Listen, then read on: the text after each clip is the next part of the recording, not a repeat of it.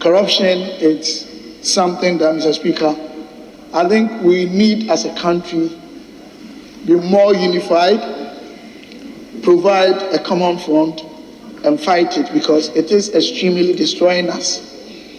Mr. Speaker, we cannot gloss over the fact that almost every institution in Ghana, whether political or not political, corruption is an issue. Even it's going into the religious bodies.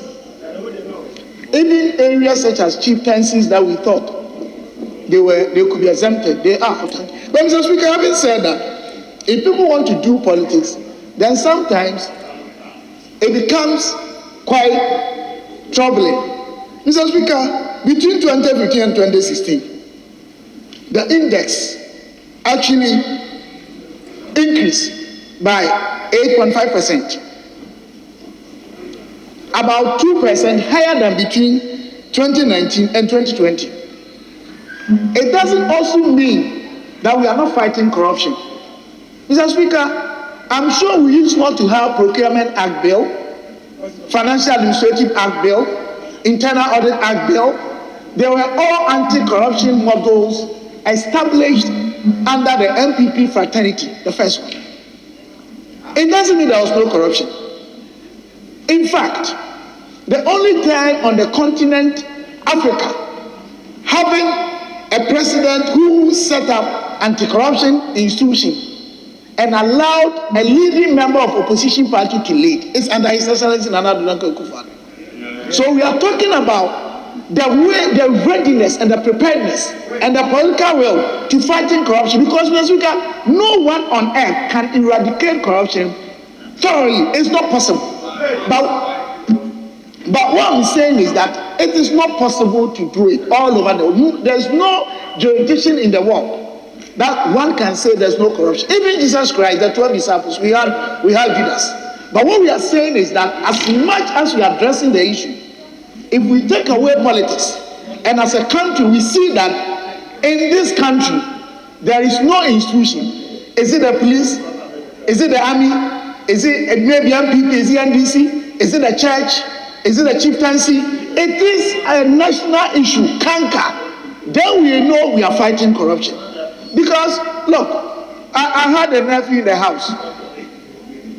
He couldn't have spelled a word. He had never even heard Gangan Tuan, raping public purse. And these were utterances from, in fact, courts of competent jurisdiction, Supreme Court judge, under His Excellency former President John Dramani Mahama.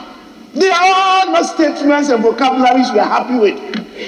But what we are trying to say is that in fighting this canker in our country, at least, even if corruption is going on, we should also consider the fact that which of the regimes addressing poverty, because people think corruption is linked to underperformance in the area of making sure that people are not poor. And that is why we talk about redistribution policies, social intervention policies, pro-poor policies.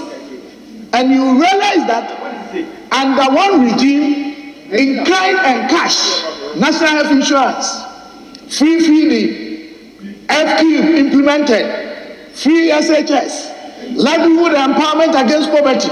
So even in as much as we are saying that corruption is bad, there are regimes that monies, even though we are capitalists, who are supposed to adopt expansionary fiscal policies and not to play central role as a government, we are providing the models, social models, solving the problems of the poor. Interestingly, those who are saying, oh, corrupt, and they are supposed to adopt contractional fiscal policy as Social Democratic Party, it is the only one on this continent that they can never boast of one implemented proper policy of national tenacity.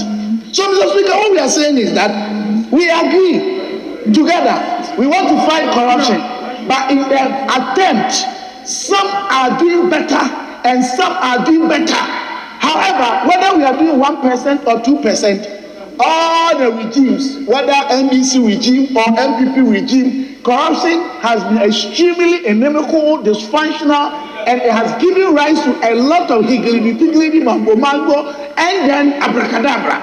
And I think it is time We all put all these things to a stop, and as a country begin to redefine new paradigm shift in fighting corruption. Thank you, Mr. Speaker.